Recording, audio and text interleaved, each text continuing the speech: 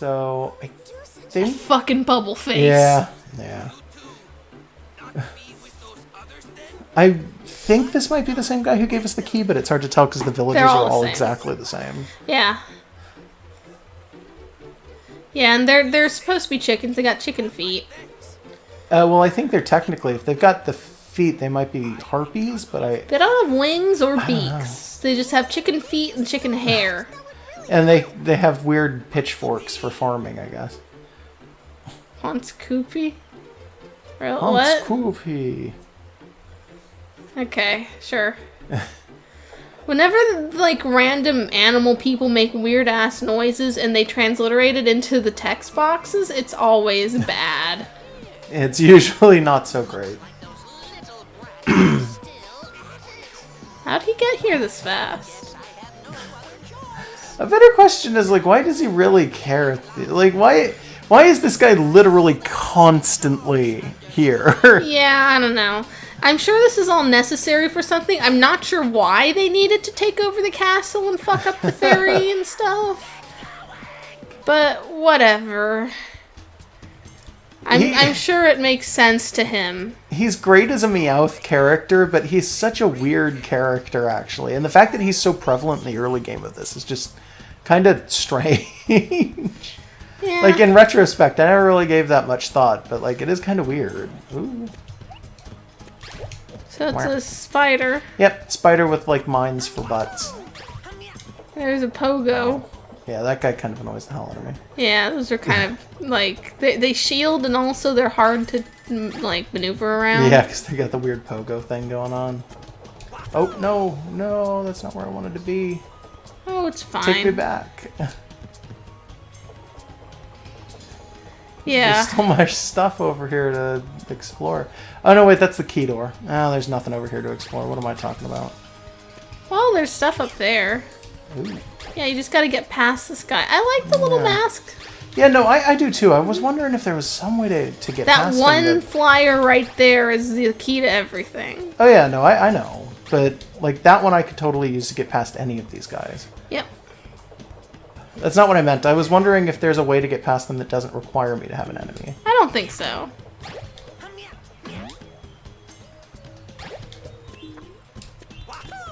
Woo. Yep. So we're gonna get that. We're gonna get This game always provides exactly enough enemies. Yeah, well, it also does the thing, like I said, where they infinitely respawn. So yeah, honestly, at the end of the day, it doesn't really... There's no exact number of enemies that it has to provide. It can just provide every enemy possible. Oh, I keep forgetting. Yep. Okay, Oh. I gotta get past this guy. Yeah. So you can't hit him from the front. One, you gotta get under 2, him somehow. 3. Yep, like that. And then we should be able to hit him from behind if I can time it. There we go. Yep, and he keeps his pointy. Yep. But he loses his shield. Well, I did pick him up, and all of these things have been dropping their shields if I pick these ones up, specifically. Okay. Right. No? So... Oh, yes. Okay. It took a split second longer than I thought it would. It was bothering me. I was like, oh no, did I mess it up? Oh, it's a flying bug butt. So I feel like we're starting to run out of things to say. Is it just me? No, I think it's fine. I think we're doing okay for now. Okay. This recording is the third we've done today. Yeah, and we're a bit tired. Yeah, and so sorry if we're kind of... Yeah. Yeah. We start off with things to say because it's like, oh, this is a game we haven't talked about. Here's some stuff. And now it's like, okay, this is like the third forest level. What am I doing? Let's think of something to say that doesn't necessarily have to be about this game. But yeah, you want that clock. But should be at least somewhat relevant. What are some other platformers that are like this that you would be interested in playing for this? You know what? We should have started by now Kirby 64. Yes, that game is super similar in a lot of ways. Yeah, and that's a really good game, honestly. It's another 2.5D with, like, it's got inflation, sort of. And, like, there's a lot of cutesy aesthetic that's very similar, and it's all really nice. gameplay runs very differently, though, once you get into it. Yeah. We're doing them both somewhat simultaneously. At this point, we haven't decided how the release schedule is going to be, but it's going to be good. It's going to be whatever. Yeah, I think I'm sure you're going to by have the to get time this closer has to come that. up, we've probably figured that out. No. But, like, at the moment, we haven't. Yeah. God, like I mentioned Mischief Makers as being something similar. Mischief Makers, everything's made out of balls, and this game's got a lot of balls. Like I said, like I'm a big supporter of like the art style for Mischief Makers, and I've heard really good things about it. I've never actually played it. Is the art style similar, or is the okay, so it's like the entire planet the that you gameplay play is on, similar. made That's out of what I was balls. gonna There's a lot of jumping and grabbing things. I want to say, is there a gun in that game? I think she shoots. She's a robot. There's a lot of grabbing things and shaking things. Like, you'll grab onto a ball that just floats in the sky, and then you shake it, and that makes it, like, launch you off in a direction or something. It's not like this gameplay-wise other than that. And the aesthetic is actually really different other than everything being so super round. It's like, proper 2D for most of the game, and it's very, like, 90s, not gritty, but I want to say, like, 90s mech anime sort of looking. Is it? Because I've seen that game before, and I wouldn't really call it, like, 90s mech anime. Well, not like they're all Gundam pilots, but I mean, like the robots look very 90s. A little Mega Man-ish, but not a lot. And I would love to play that for this, but we don't have a way to do that and don't own the game anymore.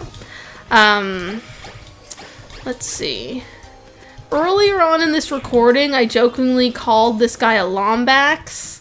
That is the species that Ratchet is in Ratchet & Clank. I used to have that game. That's another one that was lost in the move.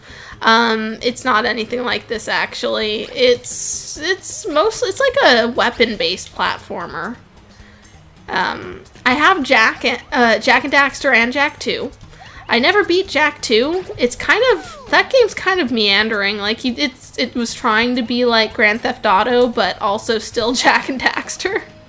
And it was really bizarre. The first game's tight, though. Like, that game, like, really good. We could totally do that. Yeah. Do you just have any other platformers that were, like, big in your childhood that you would remember fondly and want to do stuff for? Not that I can think of off the top of my head. There's a handful of games that I don't think that we have access to that I would be into playing, but... Yeah, go ahead. Just we need stuff to say. I used to, when I was younger, play a game called Tail Crescendo, which is a really good game. Is that RPG that you had talked about a while ago? No. Okay, different thing. I'm not sure what you're talking about. Oh, you talk about a lot of cool RPGs I've never Sorry. played. Oh, Threads of Fate. That might be what you're talking about. Okay, so what is Tail Crescendo? Tail Crescendo is you play like a puppy dog police officer, and he's in a small mech. Okay, and this already sounds cool. You run around, and I think it's also a 2D game, if I'm not mistaken. And you just use the mech to usually fight criminals who are almost entirely cats. Okay, cool. Yeah, that would be great. Yeah. I love cats. I don't know if we're ever going to be able to find that game. Though there is a version that... it's not an actual version of that game. It was a sequel that was eventually released. I think it was either on 3DS or on DS. He thinks he can hide. Can we go in there? I don't think so, but I'd like to. It looks cozy up there. No. But there are enemies just respawning in there constantly. Yeah, so. It looks cozy. I'd respawn there too. If you could respawn anywhere, where would it be? Right in that tree. That's I where don't know. respawn. In my house? Like, I certainly wouldn't want to do it in any place that was, like, awful. Oh, you missed a bunch of stuff. Yeah, I know I did. That's fine. I think that's, like, tricking you into jumping. A little bit. Yeah, like, I think with the way that this thing progresses and the timing that those things are on, like, you would just get through them because it wouldn't make sense not to. Yeah, this is a... Oh, and they bump you pretty far, but... The jumping and the fact that you really have a floaty jump kind of helps when they lock your X and Y down to that. Or, sorry, lock your X down there's to the that. fairy again. So you don't have to worry fairy too much. tree. The water effects look pretty nice. You know, the water area. Oh, like that fucking log flume. Like this game's graphics could be better, and that water effect isn't necessarily realistic, but I kind of like looking at it. Like, it does kind of look like I could sit in that and it would feel good. Yeah. Oh, you're gonna need an enemy for this. No, really? Yeah, go grab him. Damn. He's hopping mad. Okay, we got that out of the way. Oh, you need to get at the height of the jump. You can't jump with an enemy in your hands. Wait, really? Yeah, you can jump, but if you jump, it's gonna... Okay, no, I guess I can. Yeah. If you hit jump while you're already in the air, no matter what, it's gonna toss the enemy. Yeah, but no, it's when you hit the spring you jump. Oh, it's a big one. Then we get a better look at that mask, and it's so cute. He's got like Stegosaurus plating on it. And it's just, a little bit. Yeah. Gotta get past him to get that switch. So yeah, there are other switches like that in the game. So I think that's just the way switches look. They're kind of Can weird, we not though. get in there? Oh man. No. We totally couldn't get those. Those were just there for nothing. That bugs me. A little bit. We probably could have gotten there in a little bit. Like, we might have... Yeah, see, we were expected to not kill him. Oh. So that we could have gotten those ourselves. Whatever. Yeah. I think whatever. Let me make sure. Oh, well, I'm already locked. Locked to the platform, can't fall off. I would, if I could, totally play Banjo-Kazooie for this channel. What I actually want to do more of is, like, less gameplay and more look at this weird enemy. Which in certain games isn't really viable, and this is like, you can't really zoom in on these. But in something like a 3D platformer like Banjo-Kazooie, I can totally just run around something and zoom the camera in and be like, look at this, look at how they modeled this, look at the design of this creature. And then be like, oh, that's what this is called, that's what this is called. I just want to go on a safari. We're kind of doing that with Monster Hunter, but you also have to, like, focus on fighting in Monster Hunter, so it's not quite the same. Well, I'm not sure if just walking around going, look at this enemy would actually be interesting enough. I think we can make it interesting. Like, we do talk about the designs of a lot of things we've been encountering. I'm thinking we may at some point pick up the first 3 Spyro games off of the PSN network and do those, because those are great games. And also, like, I can do that with the enemies there, because there's a lot of them and they're usually really fun and cartoony. Yeah. Like, you get a lot of, like, dinosaurs in costumes. Those are always fun. I want to say this guy, is he... Okay, so are those feathers or clothes? I think they're... I don't know. Yeah, actually, like looking looking at that guy's lower body. Yeah, his shirt looks like it's clothing possibly, but his pants actually could be like those could totally be feathering. feathers because he's got chicken legs. See, we can talk about this just things that are there and their designs. Yes, yeah. Overall, I think the chicken people are kind of ugly. I feel like there's a million ways that this could have been done better.